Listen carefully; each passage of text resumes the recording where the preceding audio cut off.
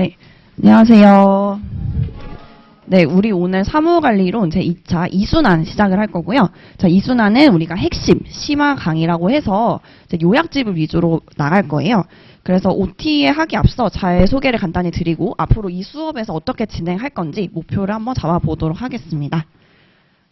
빨리 넘어갈게요. 네, 저는 이제 행정사 국가 자격 시험 이제 합격을 했고요. 저는 동사로 합격을 했기 때문에 자, 동사분들 충분히 하실 수 있습니다. 동사로 합격을 할 수 있고요. 그리고 지금 2차 사무관리론에서 벌써 4년차 수업을 진행을 하고 있고, 여러분들이 합격하고 나면은 대한행정사회 중앙연수 이제 교육연수원에서 법정 교육을 듣게 되어 있는데 거기에서도 지금 수업을 하고 있고요. 행정학은 약 10년 정도 제가 공부를 했기 때문에 누구보다 이 행정에 대해서 주관식 정확하게 알려드릴 수가 있을 것 같습니다. 자, 그래서 이제 간단히 살펴보면은 지금 아마 실강에 오신 분들은 지금 이미 좀 느끼시고 있을 건데, 네, 지금 인강을 들으시는 분들은 이제 이 열기를 못 느끼실 거라서 간단히 말씀드리면 지금 이 수업 강의실이 제가 거짓말을 하는 게 아니라 정말 꽉 찼습니다. 인원을 받아야 되나 할 정도로 계속 늘어나고 있어요. 그래서 간단히 보시면 이게 법률저널이라고 전문직 이렇게 좀 고시 저널? 이렇게 신문 기사 같은 게 이제 올라오는 사이트가 따로 있는데 이제 최근 5년간이라고 기사가 나온 거는 2018년부터 22년이에요. 지금은 25년이니까 더 늘어나게 되어 있는데 지금 보시면은 이제 회계사, 세무사, 노무사, 법무사, 우리가 이제 알고 있던 간병사, 변리사, 관세사 이외에 이제 행정사가 우리 전문직 자격시험 탭에 또 따로 들어가 있어요. 그래서 같이 이제 기사가 나왔는데 행정사 인원이 엄청 늘어나고 있어요. 여기 늘어나고 있어서 갑자기 2018년 대비로 거의 한 2배 정도 출원이 되고 있습니다. 그리고 계속 꾸준히 좀 늘고 있기 때문에 우리가 합격 인원이 한 250명 정도에서 관리가 되고 있는 시험이라서 조금 더 준비 시기가 빨라지고 있는 것 같아요. 그래서 이거를 알고 이제 너무 힘들겠다, 스트레스 받자 이게 아니라 이렇게 점점 다른 전문직 시험은 몇십 회가 됐기 때문에 더 치열해지는데 그래도 우린 아직 여러분들의 13회 준비생이잖아요. 그래서 아직은 할만하다. 지금이 가장 쉬울 되겠구나를 이제 느끼시면 되겠습니다. 그래서 간단히 한번 합격률을 좀 보고서 말씀을 드려볼게요. 일단은 이제 최근 5년이죠. 최근 5년. 여러분들은 지금 13회를 앞으로 준비를 할 건데, 자, 이때 8회 때만 해도 내가 5년 전에 돌아갔어. 만약에 5년 전에 내가 행정사 알았다. 합격률 몇 프로예요? 35%. 너무 부럽죠? 점점 떨어지는 게 보이시죠? 9회 때 27, 18, 13. 작년 합격률 11이에요. 물론 일반 행정사가 훨씬 많기 때문에 제 일반 행정사 기준으로 가지고 왔습니다.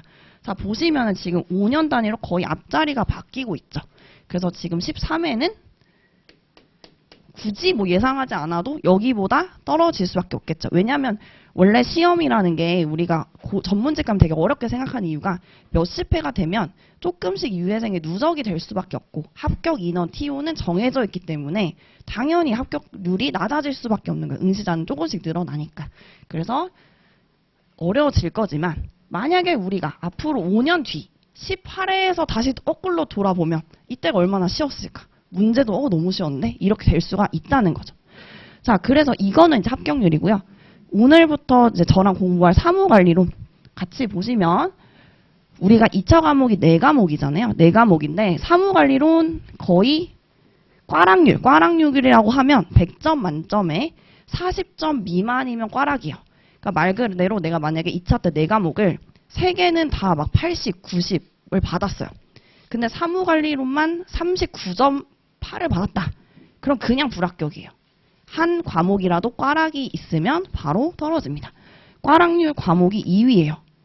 9회 때 제가 합격했을 때 한 절반은 사무관리론 때문에 떨어진 거예요. 그러니까 이 반에서 절반은 사무관리론 때문에 떨어진 거죠.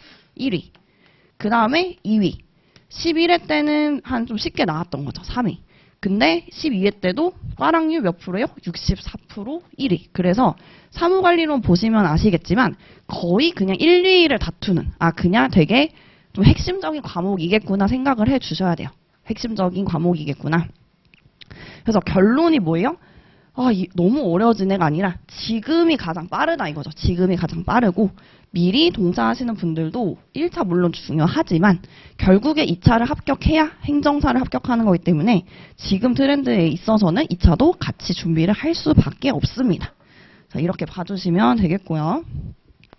작년에 기출 어떻게 나왔는지 또 한번 잠깐 살펴보면 그러니까 12회 때 꽈락률 64%잖아요. 그래서 얼마나 어려웠냐. 도대체 얼마나 어렵길래 꽈락률이 64%인지 한번 보자는 거죠. 자, 12회 기출문제가 나오면은 어떻게 나오냐면 문제가 과목별로 5문제가 나와. 5문제. 근데 5문제가 어떤 형식으로 나오냐면 문제 1에 물음 1 그리고 물음 2예요. 근데 배점이 20점, 20점이기 때문에 실질적으로 하나, 둘, 그리고 문제 이제 2죠. 2, 3, 4 이렇게 나옵니다. 그러면 문제 수로는 4개지만 20점씩 사실 5개. 그래서 실질적으로 5문항이 나온다고 생각을 해주시면 돼요. 자, 그럼 하나씩 볼게요. 똑같이 이제 문제 1의 배점은 40점이지만 그 중에 물음 1에 20점짜리가 나와 있죠. 자, 물어보는 거 뭐예요? 법정 민원, 고충 민원 개념, 거부 처분에 대한 이의신청 방법, 이의신청 처리 절차에서 3개를 물어봤어요. 자, 모의고사 때 작년에 봤던 모의고사죠. 민원의 개념과 종류에서 여기 있는 내용 똑같이 들어가 있는 거죠. 그래서 문제 1에 대해서도 하나는 3개 중에 물어보는 것 중에 일단 하나를 쓸 수 있었고 그 다음에 또 보면 문제 똑같은 물음 1에 모의고사 3회 때도 거부처분에 대한 이의신청 개념, 거부처분에 대한 이의신청 내용 들어가 있죠. 들어가 있고 이의신청 방법 및 처리 절차, 이의신청 절차 우리 다 모의고사 때 봤던 거예요. 그러니까 뭐 엄청나게 나온 게 아니라 모의고사 때, 2회 때 봤던 거, 3회 봤던 거 섞어서 그냥 출제를 한 거예요. 근데 꽈락률 몇이에요? 64%. 그러니까 뭐예요? 못 외운 거죠, 정확하게. 그러니까 연습을 좀 많이 하셔야 된다. 이 말씀이죠. 그래서 물음 1 이렇게 쓰셔야 되는 거고요. 지금 다 물음 1, 2개, 3개 다 나온 거죠. 그 다음에 넘어가서 물음 2요. 이제 물음 1, 그 다음에 물음 2 보면 법정 민원을 제외하고 행정기관장이 접수한 민원 중 민원 처리하지 않을 수 있는 사항. 자, 이 사항은 우리 모의고사 2회 때 민원 처리 예외 사항 5가지를 쓰라는 제가 문제를 냈어요. 이거를 한국말로 풀어 쓴 거죠. 민원 처리 예외 사항이 민원 처리를 하지 않을 수 있는 사항. 그러니까 똑같은 단어인 거죠. 그래서 이렇게 문제가 나왔어서 물음 2도 당황했을 수는 있지만 어쨌든 내용적으로는 동일합니다. 그래서 물음 2 작성을 하시고 자, 문제 2 같은 경우에도 문서 작성에 대한 제가 사례형 모의고사만 가지고 왔지만 실전도 그렇고 문서에 대한 내용은 엄청나게 많이 연습을 했기 때문에 문서 작성, 문서 처리 원칙, 작성 기준, 문서 처리 원칙 다 우리가 연습을 다 했던 문제예요. 모의고사 때 첨사 계속 하면서. 그래서 문제 2도 이미 모의고사 때 한 번 다 풀고 가는 문제다라고 보시면 되시고요. 자, 그리고 문제 4번 볼게요. 업무관리 시스템 구축 운영 주체, 업무관리 시스템 일반적인 기대 효과. 자, 사례형 모의고사 6회 때 업무관리 시스템 개념 구축 운영 다 나왔었는데 기대 효과는 우리가 기본서에 있는 내용이에요. 조금 더 지역적인 법에는 없는 기대 효과를 조금 더 넣었다. 그래서 문제 4까지는 무난하게 쓸 수 있는데 문제 3이 완전 불이타였죠. 문제 3이. 자, 문제 3 불이타 한번 보시면 불이타라고 하는 개념은 교재에 없어요. 법에도 없어요. 왜냐면 우리가 사무관리 법이 아니라 사무관리론이라고 되어 있잖아요. 과목 이름이. 이 이론에는 여러 가지를 다 넣을 수가 있는 거예요. 범위가 엄청 넓기 때문에. 그래서 사무개선 개념과 사무개선을 위한 집단 아이디어 발상법 법에도 없고요. 편람에도 없고요. 교재에도 당연히 없어요. 시중 교재에 아무것도 없고 이거는 제가 어떤 찾은 교수님의 그런 저서 같은 데에 한 페이지에 있어요. 그래서 제가 찾았어요. 근데 이런 거를 우리가 공부하기 위해서 할 수는 없기 때문에 모두 못 쓴다. 모두 못 쓴다. 그래서 이거는 점수와 그리고 합격, 불합격에 아무런 영향을 끼치지 못합니다. 물론 백지로 쓰는 게 아니라 뭔가 집단 아이디어 발상법에서 좀 센스 있는 분은 뭐라도 쓰겠어요. 뭔가 브레인스토밍 같은데? 이 정도는 쓰면은 근데 또 브레인스토밍이 정답이에요. 또 맞아요. 그러니까 그렇게 맞으면 또 이제 맞아가는 건데 완전히 당황해서 완전 다른 내용을 쓰거나 아예 백지를 쓰거나 하면은 이제 점수 차이가 날 수밖에 없는 그런 문제인 거죠. 그래서 이런 3번 같은 경우는 이제 완전 불이타. 근데 나머지 같은 경우에는 충분히 교재를 공부하고 모의고사를 공부하면 충분히 실제 시험에서 쓸 수 있는 문제다. 근데 왜 이렇게 꽈락률이 높고 힘드냐? 외우기가 어렵죠. 왜냐면 너무 생소하기 때문에. 그래서 같이 한번 또 보도록 하겠습니다. 그러니까 이런 식으로 나옵니다. 12회 출제 경향 보면 이렇게 불이타 제외하고는 불이타도 가끔 나오지 안 나오는 해도 있어요. 근데 안 나오는 해고 다 맞았어요. 모두 제가 뭐 다 맞췄고 여러분이 공부한 거에서 다 나와도 상대적이기 때문에 누군 합격하고 누군 떨어질 수가 있다 이 말인 거죠.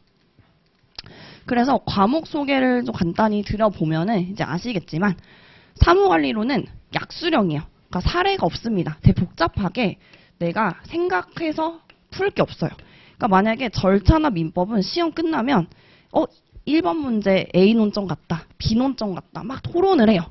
사무관리론은 그냥 끝나면 다 욕해요. 망했다, 너무 어렵다. 모두가 한마음 한뜻으로 욕을 해요. 막 민법 절차는 누가 맞다, 누가 맞고 그래서 다 자기가 맞은 줄 알아요. 합격한 줄 알아요.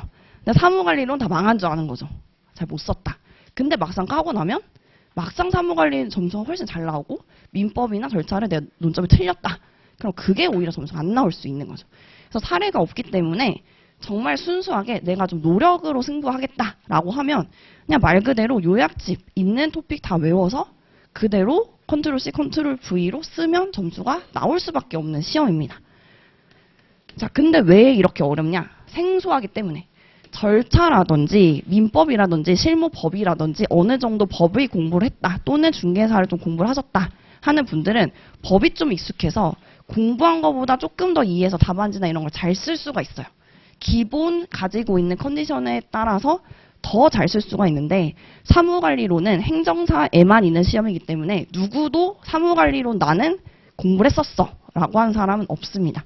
다 0에서부터 외우면서 시작을 해야 되다 보니까 되게 어려워하세요. 결과적으로. 그래서 생소하다라고 보시면 되시고 또 주의해야 되는 게 사무관리론이 그렇다고 할지라도 내가 이해한 대로 막 지어서 쓰면은 안 돼요.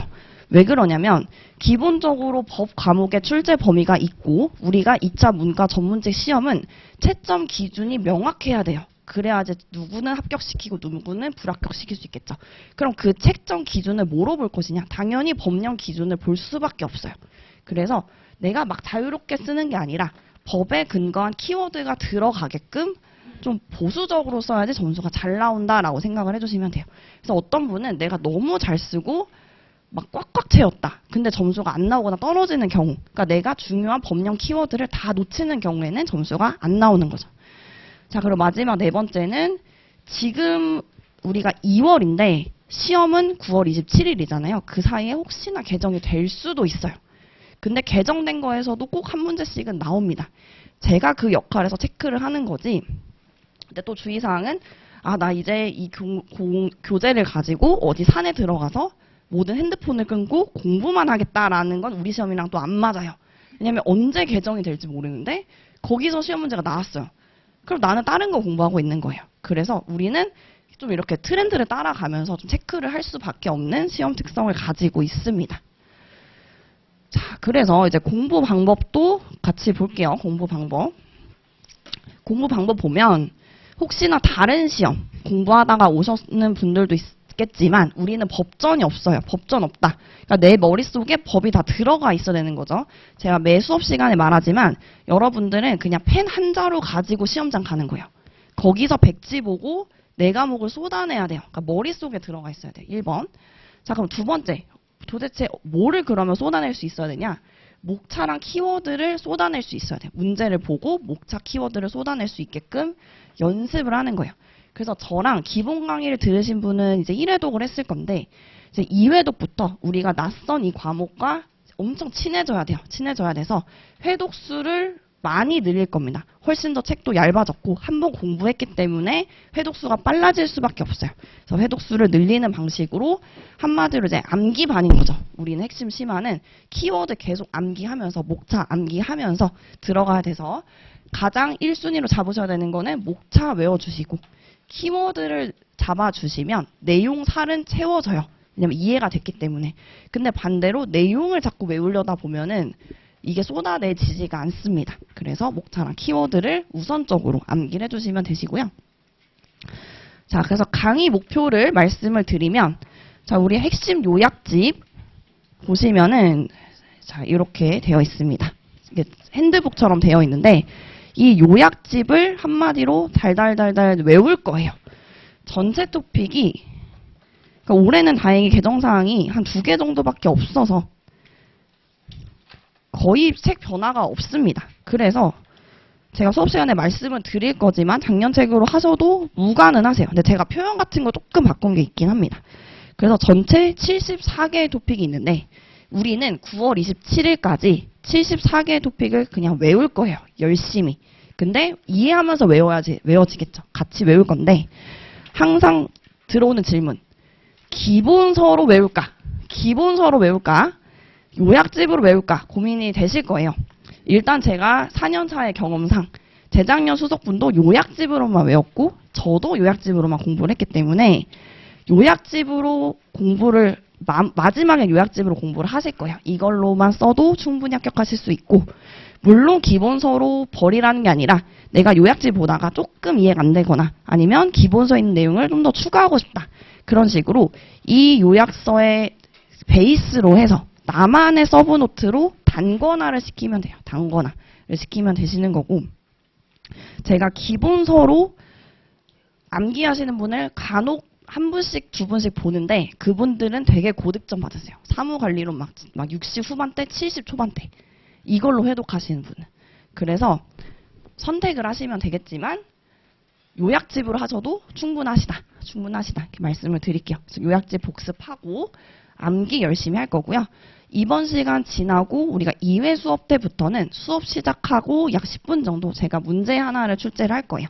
그래서 단문 1문제를 답안 작성을 하는데 어느 정도 내가 답안을 쓰면 되냐? 목차, 키워드 쭉 뼈대 잡을 수 있을 정도로 보자마자 나오냐 이 연습을 좀 해주시면 될 것 같습니다. 그리고 수업 마지막 때 우리가 이 수업이 끝나는 즉시 바로 모의고사가 들어가요. 그러니까 이 수업 과정 내내 암기를 목차랑 키워드를 하지 않으면 바로 모의고사 과정으로 넘어가야 되니까 그 전에 제가 답안지 작성 특강을 해드릴 거예요. 자, 이렇게 진행이 될 거고요. 그래서 지금 이 수업을 듣는 분들은 2차 유예생분들, 그러니까 2차만 다시 공부하시는 분들이 있을 거고 1차랑 병행하는 동차생, 그리고 지금은 아니지만 1차 끝나고 2차만 공부하시는 이제 생동차생분들이 인강으로 또 들어오실 수가 있으니까 세 분 다 학습을 하실 수가 있는데 지금 2차만 새로 유예하시는 분들은 작년에 내가 답안지를 어떻게 썼는지 한번 복기를 해보셔서 문제 분석을 하지 않으면은 그냥 공부만 2번 하는 셈이 될 수 있으니까 꼭 답안지 복기를 하시면 좋겠습니다. 자, 그리고 수업 진행은 또 어떻게 할 거냐면 당연히 교재는 메인 교재는 우리가 핵심 요약집.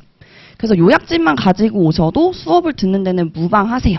근데 중간중간에 뭐 기본서를 내가 참고를 하고 싶다라고 하시면은 기본서는 그냥 서브로 볼 수 있지만 수업 들을 때는 요약집만 가지고 오셔도 무방합니다.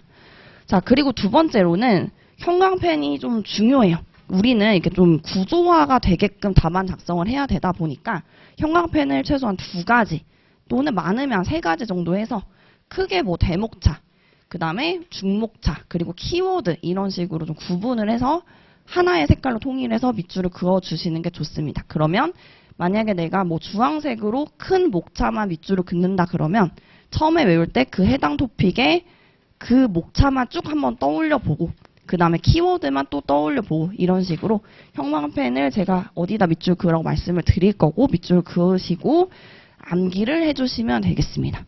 그리고 아까 말씀드린 것처럼 단문 한 문제는 이제 셀프로 시험을 보는 거라서 여기서 첨삭은 들어가지 않고 답안지는 사실 우리가 요약집에 다 써 있으니까 보면서 참고하시면 되시고요. 자, 그래서 커리큘럼 지금 보시면은 어디까지 왔냐면 우리가 1차 시험 전에가 2차 관련해서 여기가 인풋 단계라고 말씀을 드렸어요. 우리 여기까지가 이제 들어오는 단계. 기본 이론은 이제 완전 처음에 공부를 하는 단계고, 이 핵심 심화 단계는 플러스 이제 암기하는 거죠.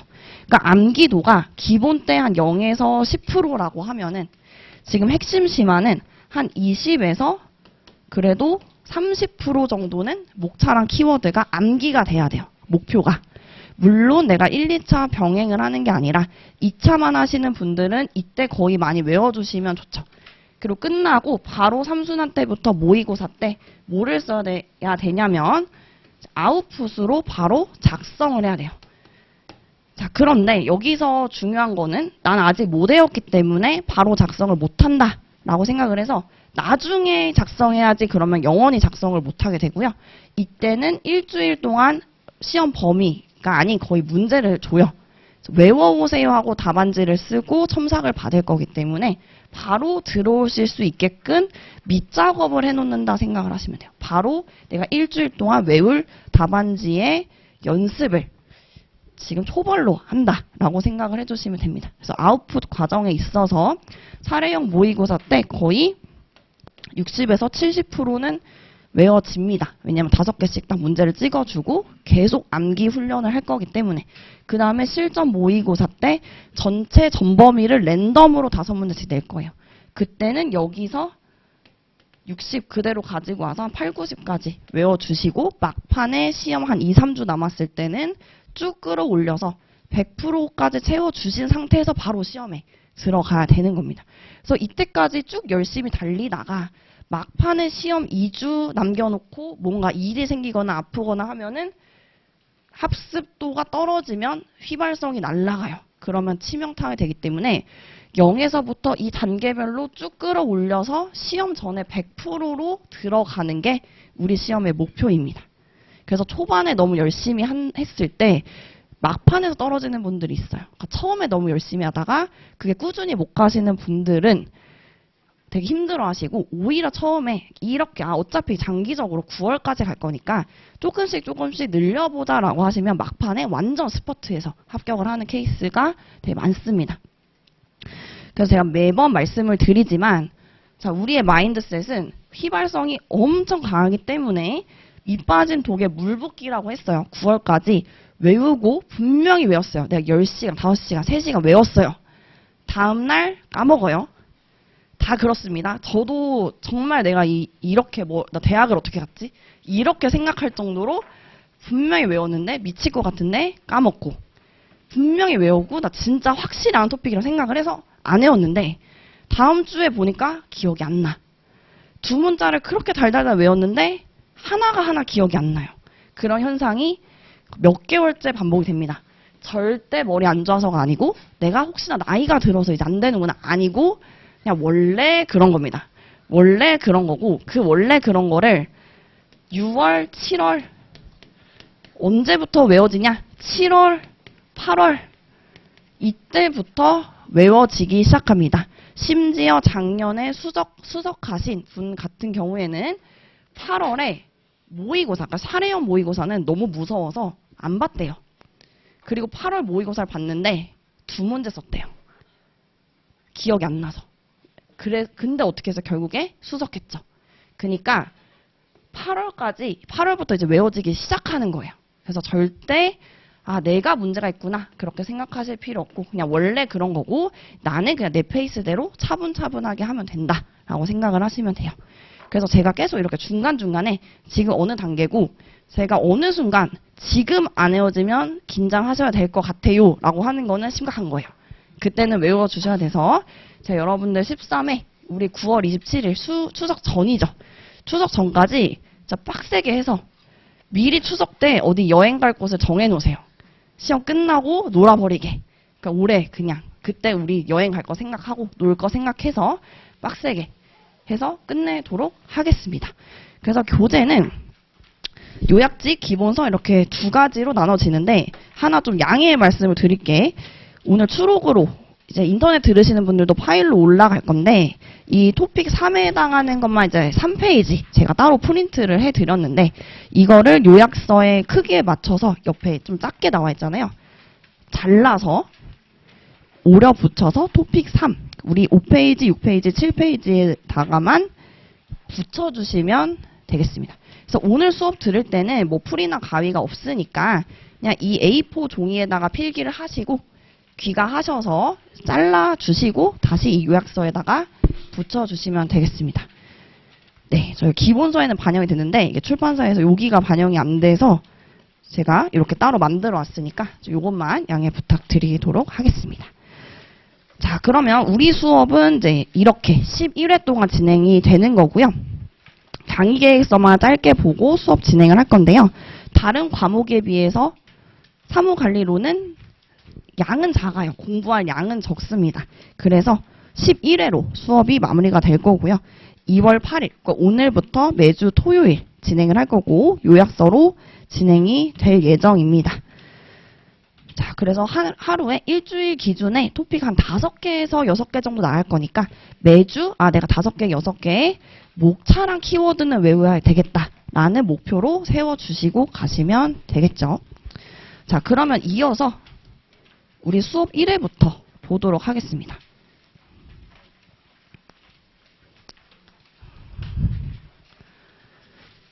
자, 수업 1회부터 보시면 이제 요약서 펼쳐주시면 되겠죠. 요약서.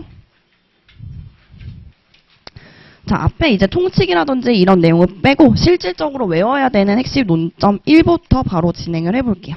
자, 먼저 3페이지 가보도록 할게요. 3페이지. 일단 수업을 듣고 제가 같이 밑줄을 그어 드릴 거예요. 자, 우리가 크게 법은 이제 2가지로 나눠진다라고 기본 강의 때 말씀을 드렸고 아마 기본 강의를 안 들으신 분들도 있을 수 있으니까 크게 우리는 이제 민원 파트라고 해서 민원 처리에 관한 법령이 있고요. 그리고 두 번째 행정 파트라고 해서 행정 업무의 운영 및 혁신에 관한 규정. 그래서 민원 파트, 행정 파트 2가지로 나눠집니다. 그러니까 우리 사무관리로는 배우는 내용 자체가 민원 행정이요. 민원 행정. 그러니까 행정기관에 어떤 요구를 하는 행동에 대해서 행정기관이 대응하는 활동인 민원 행정을 담는 게 사무관리론인데 이 내용을 구분해서 민원에 대한 내용은 민원 처리에 관한 법령으로 우리가 공부를 할 거고요. 약 범위는 약 40% 정도 그리고 행정 파트는 한 60% 정도 되고 우리가 시험에서 5문제 나온다고 했잖아요. 이 민원 파트에서 2문제 나오고요. 행정 파트에서 3문제 나옵니다. 근데 브리타는 여기서 나오죠. 여기 행정 파트에서 나오기 때문에 여기서 브리타 나오진 않아요. 법령이 촘촘하게 되어 있기 때문에. 그럼 우리는 무조건 민원 파트는 다 외워야 돼요. 그러니까 전략 파트로 세워야 돼요. 그래서 저는 민원 파트를 이제 앞에 배치를 한 거죠. 그래서 우리는 다른 거 몰라도 민원 파트에 관련된 논점은 뭐가 나와도 다 나와야지 꽈락을 넘을 수 있다라고 생각을 해주셔야 돼요. 그러니까 민원 파트가 1부터 33이죠. 그러니까 내가 33개는 그냥 뭐가 나와도 다 쓰겠다. 근데 그 다 쓰는 기준이 뭐냐면 이 요약서에 있는 그 기준으로 쓰시면 됩니다. 여기서는 줄이시면 안 돼요. 물론 제가 형광펜 치지 않은 부분에 대해서 단어를 완전 100% 똑같이가 아니라 좀 뭉개질 수는 있겠지만 내용 하나가 뭐 없거나 목차가 없거나 하시면 안 됩니다. 이 기준으로는 써주셔야 돼요.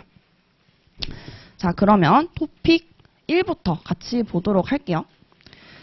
자, 토픽 1 보시면 일단 민원 하면은 무조건 우리가 외워야 되죠. 그러니까 지금부터는 그렇구나 아니라 계속 외운다고 생각을 해야 돼요. 지금 포지션이.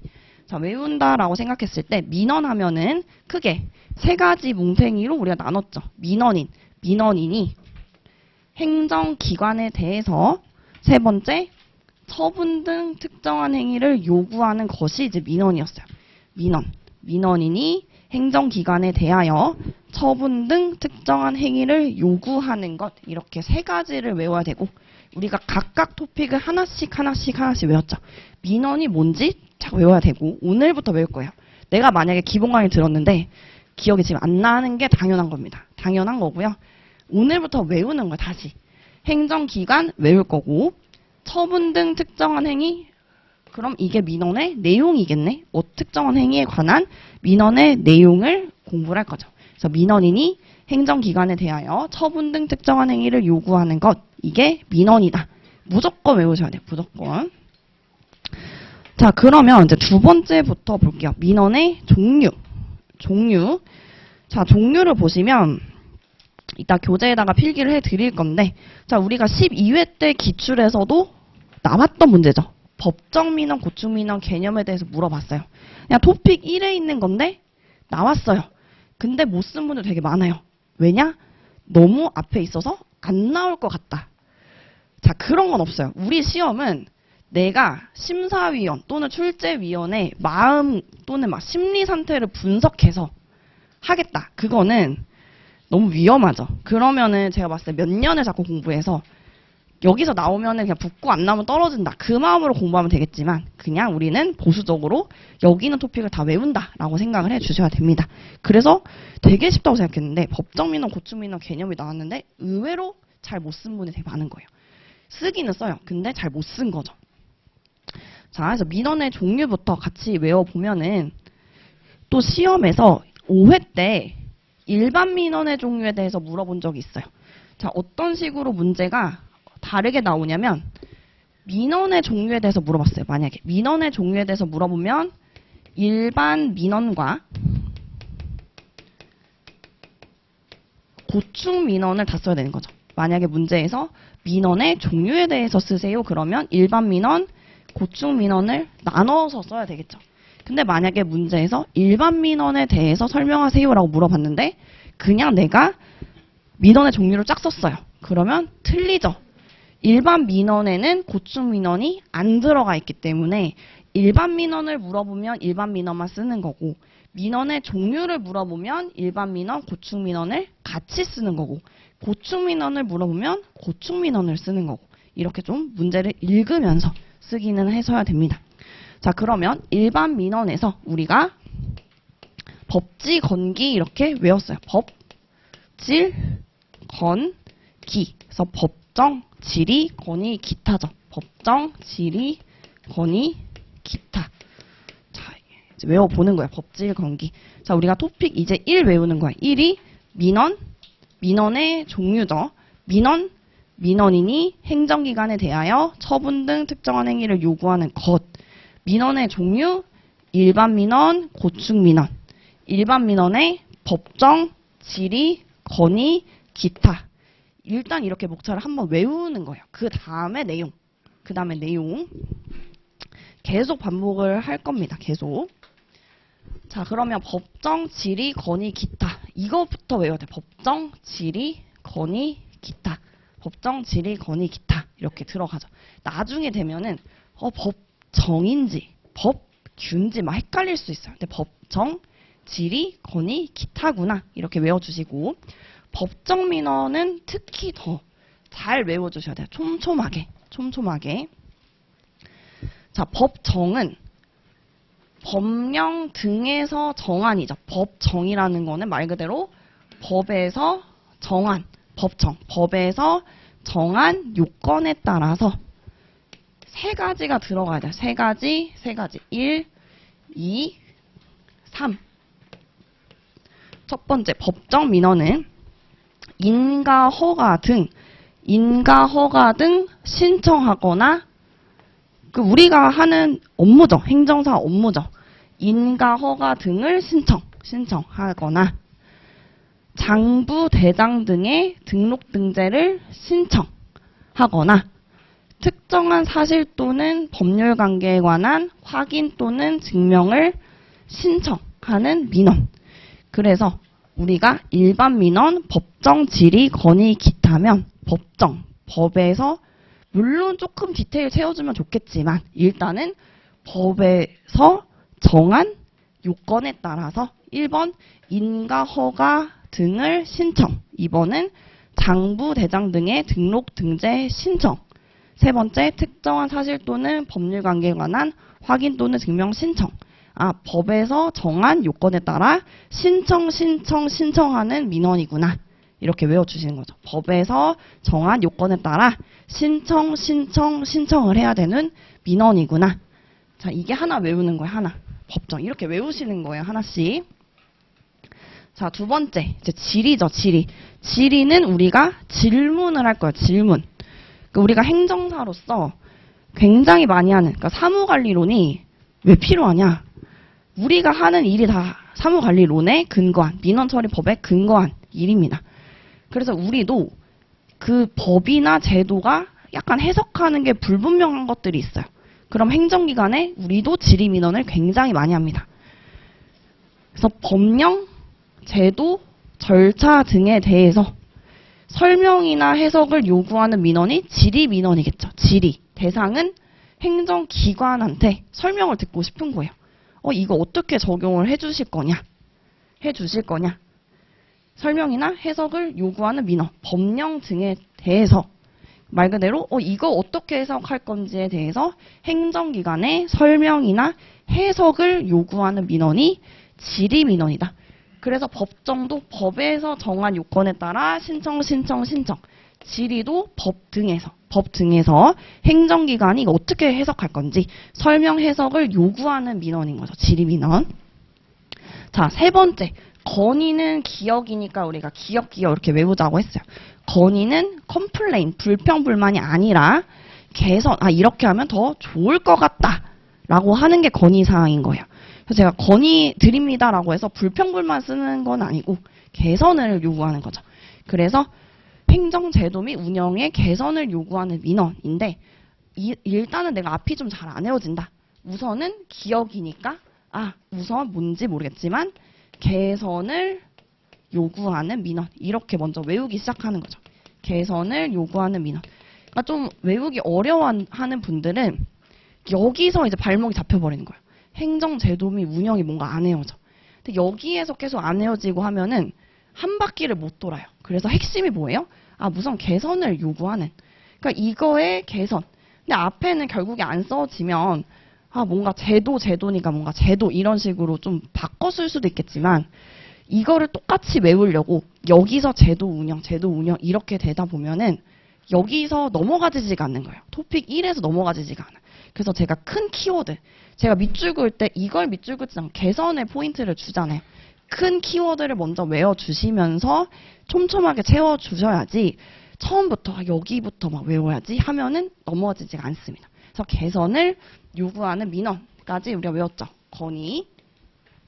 자, 마지막 기타 볼게요. 기타는 법정, 질의, 건의, 그리고 모외, 고충 민원 외예요.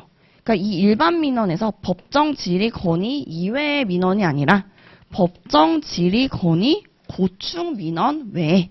그러니까 전체 모든 민원 중에서 나머지인 거죠. 나머지가 기타. 그러니까 한마디로 이 기타는 법정, 질의, 건의, 고충 외인 거죠. 고충 외에 두 가지예요. 기타 민원은 두 가지. 첫 번째는 우리가 원래 생각했을 때 민원 뭐였어요? 일상생활에서 발생하는 불편사항을 알리는 게 우리가 민원이었죠. 항상 평소에. 여기 앞에 쓰레기 버렸다. 불법 주차했다. 담배꽁초 버렸다. 그런 게 기타 민원. 그리고 두 번째, 우리가 해야 되는 행정기관의 행정 절차, 형식 요건에 대한 상담 설명을 요구하는 기타 민원. 우리가 제일 많이 하는 거죠.